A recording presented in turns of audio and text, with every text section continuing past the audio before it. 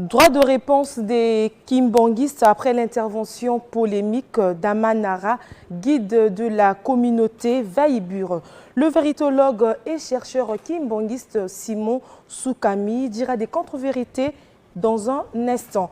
Autre invité, Auguste Balandamio, il sera question avec lui d'asthénie ou de fatigue sexuelle chez les hommes. Tout de suite, le journal des religions.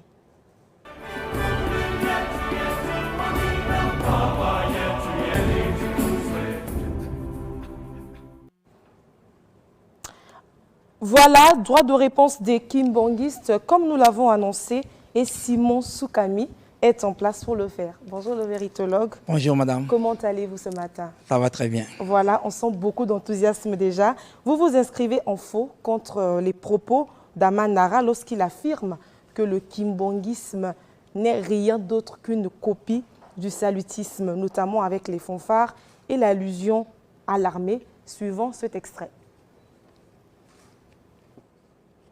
Non, regardez. Connaissez-vous les trompettes?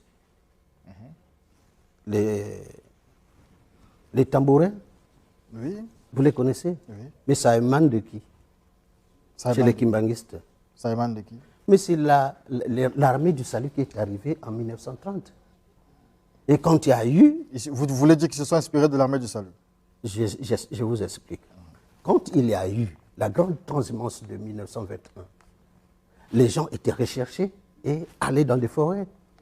L'armée du salut est arrivée, mais avec l'attirail militaire. Et les Noirs n'ont pas attendu que d'aller dans l'armée du salut. Mais la première guerre entre l'Europe et les Américains, c'est là. C'est là, c'est-à-dire? Oui, mais parce que tous les Noirs qui allaient à l'armée du salut se sentaient protégés parce qu'ils portaient eux aussi des tenues. Il y a eu une grande guerre civile vers le Manianga à cause de ça, parce que les Américains étaient avec l'armée du salut. Voilà, monsieur le chercheur. Alors, nos amis Vaibur n'ont-ils pas raison quand on sait que le kimbongisme comme religion est officiellement né le 6 avril 1921 et que l'église salutiste existe depuis le XVIIIe siècle? Merci madame pour la parole. Premièrement, je rends gloire et honneur à sa divinité Papa Simon Kimbangu Kiangani, qui est Dieu le Saint-Esprit, le chef spirituel et représentant légal de l'église kimbangiste, le grand roi divin Nkwatulendo. J'avais laissé un message ici la fois dernière que tous ceux qui viennent ici, qui viennent dire des choses tantôt bourrées de mensonges, de respecter Papa Simon Kimbangu, le Saint des Saints, et son église. Et celui qui osera, moi le véritologue, je reviendrai pour lui. Aujourd'hui, celui qui est vice au collimateur, c'est M. Anakral de Vaibur. Tout ce que je vais suivre vraiment, c'est le grand mensonge, et je dirais l'immaturité spirituelle, encore l'aveuglement scientifique, encore bien spirituel, soi-disant, de celui qui vient, permettez le terme, d'un autre univers cosmos, d'un extra-cosmos. Vraiment le mensonge. Je ne connais pas d'abord l'histoire de l'église kimbangiste. Alors, celui qui compte révolutionner le monde avec le mensonge, je dirais c'est très grave. Alors, pour effacer son mensonge, je dirais ceci, c'est une fausseté, tout ce qu'il a dit. L'histoire de l'église kimbangiste, tout a commencé le 6 avril, vous venez de le dire vous-même. Papa Simon Kimbangu, lorsqu'il a commencé son ministère, et le travail grandissant avait demandé au Christ de lui donner les disciples. Et par la suite, les disciples sont venus, ils étaient tellement nombreux, et Papa Kimbangu avait chassé d'autres par rapport à ce qu'il a vécu par la transe que le Christ lui avait montré. On leur donne l'aubergine amère qu'on appelle le kinsukulu. Et ceux qui étaient restés, c'est ceux-là maintenant, ces disciples-là, pour les affermir à la fois par rapport à la répression coloniale. Papa Simon Kimbangu, un jour en Tamba, avait ouvert le ciel et leur avait montré tous les instruments musicaux d'une fanfare, joués par les anges. Et avait dit à ses disciples, voilà les jours à venir dans l'église kimbangiste, la fanfare que nous aurons dans cette église. Et c'était pour les affermir. Et une fois Papa Kimbangu nous a quittés, et Papa Diangenda, qui est Papa Simon Kimbangu, quand je parlais de la multicorpologie, et en 1957, le 26 septembre 1957, c'est là qu'il va mettre en place maintenant la fanfare kimbangiste. Donc le mensonge qu'il a dit là sur la fanfare kimbangiste, il qualifie d'abord l'année, j'ai vu, de l'année 1930. C'est le gros mensonge encore parce que en 1930, l'église kimbangiste fonctionne de la clandestinité. sous la direction de Maman Mouil. Donc aucun de Kimbangui ne s'intéressait à ces choses-là.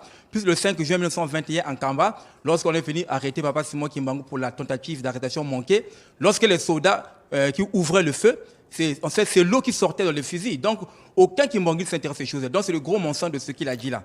Alors, maintenant pour balayer cela, ça c'est la vraie histoire que j'ai donnée sur l'autre là. Et la tenue maintenant de l'église Kimbangui, c'est une révélation de Papa Simon Kimbangu à son fils Papa Diangenda en 1959, lorsqu'il a fait l'accident le 28 juillet 1959. Donc, tout ce qu'il a dit là concernant l'armée du salut, l'armée coloniale, il n'y a aucun rapport entre l'église Kimbangui et l'armée du salut qu'il a évoqué là, ou encore l'armée de l'église salutiste. Aucun rapport. Puisque voilà, tout ce qui se fait... En parlant justement de l'église kimbangiste, est-ce que la vision qu'avait Simon Kimbangu était en fait, la vision émanait de lui-même, où il a eu aussi peut-être d'autres soutiens des gens aux alentours qui lui ont boosté à mettre cette religion en place? Non, non, madame. Papa Simon Kimbangu, je le dis toujours ici quand je viens ici, il est le Saint-Esprit de Dieu, dont l'envoyé spécial de notre Seigneur Jésus-Christ. Donc, la troisième personne au lieu de la Trinité. Tout venait de lui-même et ce que le Christ lui donnait comme directive pour sa mission. Donc, rien de ce qu'on lui donnait comme des conseils. C'est lui-même qui planifiait tout pour accomplir sa mission. Donc, voilà ce que je viens de dire là pour balayer le mensonge de ce monsieur-là. Je pense qu'il ne connaît rien du tout. Tout ce qu'il a dit, c'est du blabla, il n'y a rien. Voilà l'histoire sur l'église Kimbangui. Alors, en ce qui concerne la vérité, si je peux anticiper, sur son mensonge là, et le Nkwatulendo, voilà. Voilà, en parlant justement de ça, monsieur... Avant d'aborder ça, excusez-moi les minutes, voilà. Okay. Donc, sa science qu'il a qualifiée de quelle science, je ne sais pas. D'abord, moi j'appelle ça une science d'illusion. C'est l'illusionnisme, vraiment c'est du n'importe quoi. Et donc, si on peut aborder le Nkwatulendo, on peut aller avec vous. D'accord. Alors, une autre question aussi dans ce sens, abordée par le grand maître Vaïbur, est liée justement aux questions du Kwatulendo. Revivons exactement ce qu'il a dit à ce sujet. Le Kwatulendo est là? Ben, il est là. Il peut venir le Kwatulendo. Applaudissez quand même le Kwatulendo quand même. Applaudissez le Kwatulendo. Attendez. Rapidement le Kwatulendo. Il est comme ça seulement le Kwatulendo? Ben oui, il est comme ça seulement? Il est comme ça. Allez vérifier. Et bon, voilà. Qui passe par là? Voilà. Venez ici. Il est né. Moi, je touche le Kwatulendo, voilà. Il est né en 1989 dans sa cuvette ouest natale. Alors, on lui dit il faut rechercher quelqu'un. Il est venu me trouver en 2015 et je les attendais. Il y en a 3 autres qui sont là. D'accord. Alors, Simon Soukami, quelle est votre réaction? Sinon, que nous dit Simon Kimbangu au sujet du Kwatulendo? Bon, vraiment, c'est de la comédie, ce petit semblant de Nkwatulendo que je viens de voir là. Ces gens-là, vraiment, n'ont pas de respect pour la prophétie de Papa Simon Kimbangu. C'est une profanation, je dirais bien encore de l'abomination, présenter les choses telles comme ça là. Et que ce soit chez les Ngunza, Malong Mambala, et lui, tout ce monde-là, ne respecte même pas la peau de Papa Simon Kimbangu. Ce monsieur n'est pas le Nkwatulendo. Le Nkwatulendo, c'est Papa Simon Kimbangu Kiangani, lui-même l'actuel chef spirituel de l'église Kimbangui. Et maintenant, j'ajouterais, peut-être je reviendrai faire des démonstrations pour leur prouver le contraire par les autoproclamations qu'ils ont fait sur le Nkwatulendo. La Bible parle du Nkwatulendo dans Apocalypse chapitre 4, verset 2. Je peux lire un extrait seulement, puisqu'on n'a pas assez de temps. Il dit, aussitôt je fus ravi en esprit, et voici, il y avait un trône dans le ciel, et sur ce trône, quelqu'un était assis. Et quelqu'un était assis. Celui qui était assis avait l'aspect d'une pierre de jaspe et de sardoine, et le trône était environné du ciel et de l'émeraude.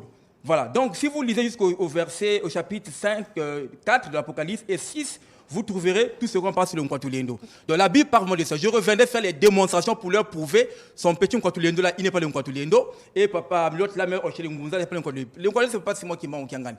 Papa Kimbangu a parlé, selon la prophétie, il a dit, un Longi viendra avant son retour. Il précise bien, lui Kimbangu va revenir avant mon retour.